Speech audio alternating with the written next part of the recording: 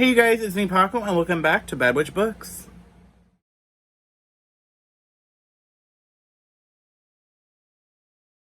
Hey you guys, today we're going to be going over my June reads, the books I read in June, my June wrap up today. Can you believe we're already in July?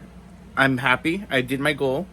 I did a video every week in June, so we're going to do the same for July. So in July, I have my statistics right here, my writing right here. I read 10 books in July. Of the 10 of them, 7 were graphic novels. The rest were novels. I read 3 novels.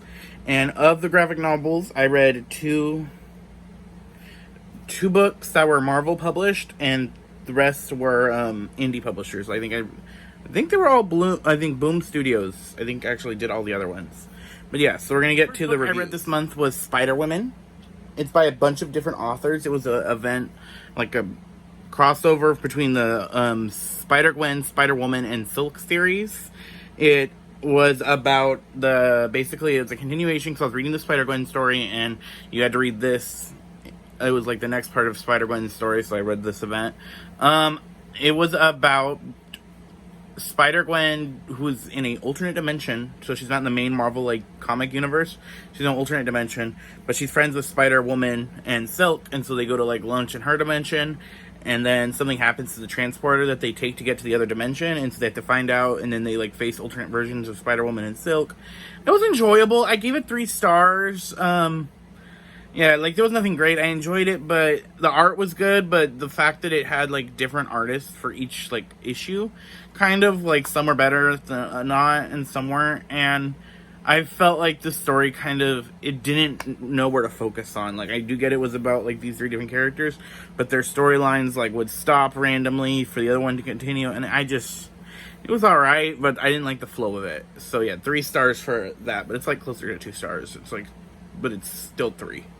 The next book I read was Lost in the Neverwood by Eden Thomas. This book is a Peter Pan retelling about a girl named Wendy who, I believe 5 years ago, her brothers go missing. This is the cover. I'll put it down now. Her and her brothers go missing, and she's the only one discovered later. Then some time goes by, and then other kids start going missing, and a mysterious boy named Peter shows up, and then her and Peter have to figure out what's happening to all the kids. It was really good. I'm not the hugest Peter Pan fan, but I loved Cemetery Boys by Ian Thomas, and so I was excited to see how his book turned out next, and I enjoyed it. I gave it 4 stars. It was an enjoyable read. I got surprised by some of the twists and turns. It got real dark, and I should have been prepared. But yeah, I enjoyed it. It was a really good read. The next book I read was Spider-Gwen Volume 2, Weapons of Choice. I think I gave this 3 stars on Goodreads, but I think I might put it down to 2 stars. I don't know. I just wasn't entertained as much as I was hoping to be, and this actually, I think, is the last Spider-Gwen. I stopped reading after this, so I was just I didn't care anymore.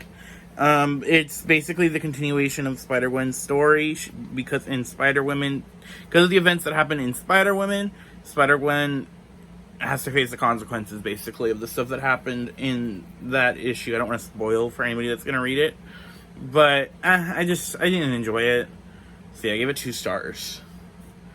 And it's written by, I don't think I said the author's name, it's, by Jason Latour, and the art is by Robbie Rodriguez. And I'm also not the hugest fan of the art style either, which is also difficult when you're reading a comic. If you're not the biggest fan of the art, then it also doesn't help the story.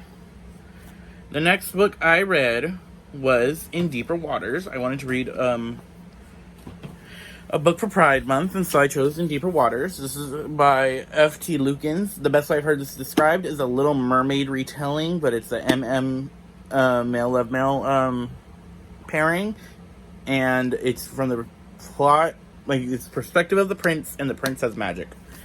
I enjoyed this book. It was cute. I gave it 3 stars because I enjoyed it, but it wasn't my favorite read ever. I didn't want to give it 4 stars. It was really cute, easy read. It was 300 pages, so I was able to get through it pretty quickly. And I enjoyed the fact of giving The Little Mermaid a queer perspective. If you look at Hans Christian Andersen's original Little Mermaid story, why he created that story, it's really cool to have a just a queer look on that story, and so I enjoyed it. And I love this cover. Like, the colors are beautiful for this cover. But yeah. So, and I did do a review, I don't know, on TikTok, my TikTok for this book. It didn't go super in depth because it was like a minute, but I did do that. So the next book I read was Mighty Morphin Power Rangers Volume 1. I can pull this up. Wait, don't judge me. I'm gonna pull this up super quickly. Ha. So Mighty Morphin Power Rangers Volume 1 by Boom Studios. And it is by Higgins. Oh, it's been by Kyle Higgins, Steve Orlando, and Margaret Reed Scott. And then it's the artists are Daniel Bias, Corin Hallwell, and Henry Parietta. And it's, Boom Studios. I enjoyed it. I'm a huge Power Rangers fan. I grew up watching Power Rangers. Even though I didn't grow up watching Mighty Morphin Power Rangers as much, like I watched the later generations of Power Rangers, I enjoyed it. I really love Rita Repulsa. I even have a Rita Funko, so I was excited to read it because I know she has she's the antagonist. And this is a good start to the comic line. I'm excited. I'm going to read more of it.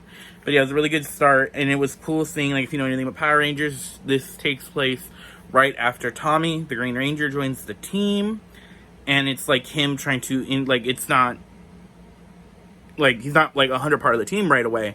He's got to get used to this dynamic, and, like, he's still, like, getting over the fact that, hey, I was a bad guy, I was under someone's control, do I have control over myself still?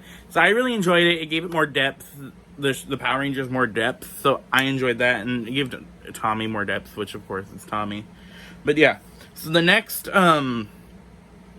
series I read, I'm gonna do this all in one because I read the whole, like, all the volumes back to back. It was a comic book series called Superbia by Grace Randolph. This is the first volume, but basically this is, and it's by Boom Studios. It's by Grace Randolph, and the artist is Russell Jertman, and this came out like in 2012. But, so this is a series that is about the lives of the partners of superheroes. So, it's like, you have this Justice League-like comic book character, like, just superhero team, and it's about, like, the Lois Lane, so it's like all the partners of them, and you, like, and it's got some cool twists and turns. It kind of reads like Real Housewives of superheroes, which is really interesting, because, like, in the beginning, you find the Batman analog character. His wife finds him with his partner, his sidekick. Even though they're both like they're not really sidekicks. They're both like heroes, but they work together. But they're not like an age gap, so it's not creepy.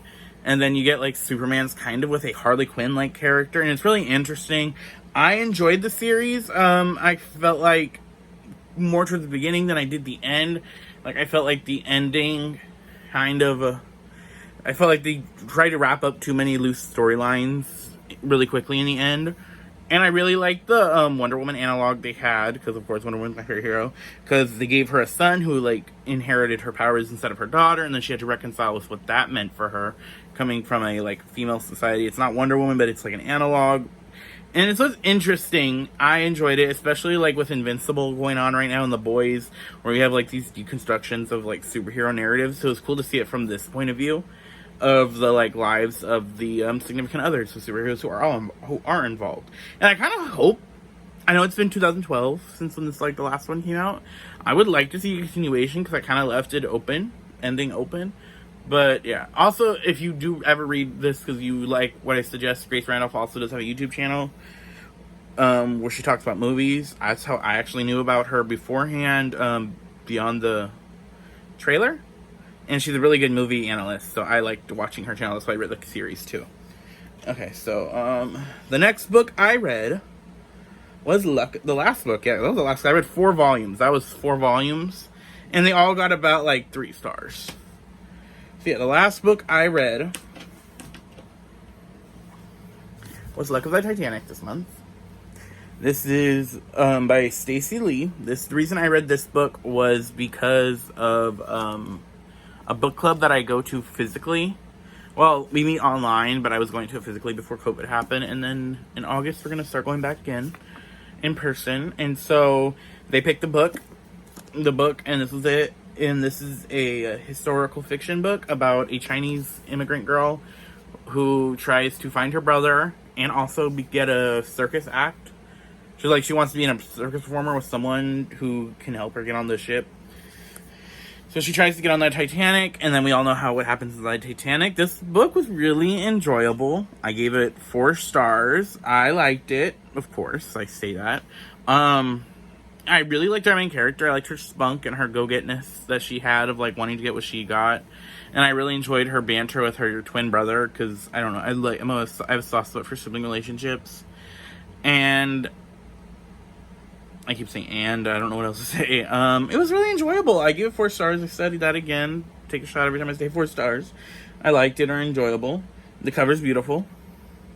I listened to the audiobook, which was really good. The ending was sad, of course, because it takes place after the Titanic.